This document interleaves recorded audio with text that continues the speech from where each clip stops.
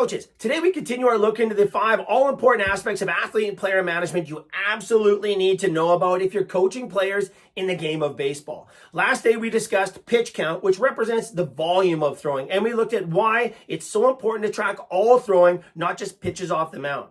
Today, I want to discuss the intensity of throwing, basically how hard your players throw, all right? And this is important at every level of the game. But you need to be aware that younger players can be at more risk or higher risk than older players. First, younger players flat out just need more rest than older players. And this is true from grassroots baseball right up to our rookie professional players who are just getting set to enter Major League Baseball. Younger players haven't had as much time to adapt and get used to the stresses of the game as older players. So simply, they're going to need more rest. And then you have that throwing intensity, right? That velocity and maximum effort throwing, which have been identified as 2 of the major contributors to the growing injury rates in the game.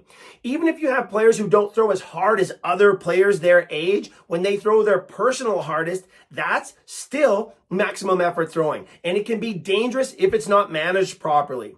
And then if you have players who actually do throw harder than his age group peers, this has to be managed well. If you have a player that throws harder, there's more stress. And if there's more stress, they're flat out going to need more rest. So what do? Well, first, track and limit maximum effort throwing in practice and in drills, okay? Again, a harder throw equals more stress, equals more tissue damage. They're going to need more time to recover. Utilize light days and medium days mixed in with your hard days of throwing. Also, if you do have a player that throws harder, or if you notice a jump in throwing velocity, think of this like the red zone in football. You need to go on defense. High alert defense. You need to make sure these players are managed properly, especially when there's increases in throwing velocity, and that's at all ages. And this is also very important. If you have players who are in that rapid growth phase, coach,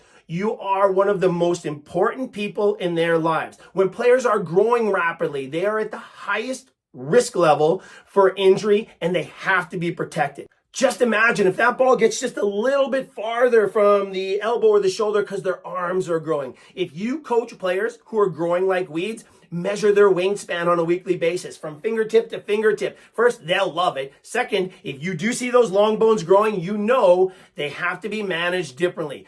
Fewer harder throws and more rest. Understanding and managing throwing intensity is one of the most important areas of player management in the game of baseball. Tomorrow on this series, let's build on this and discuss the frequency of throwing. I'll see you there.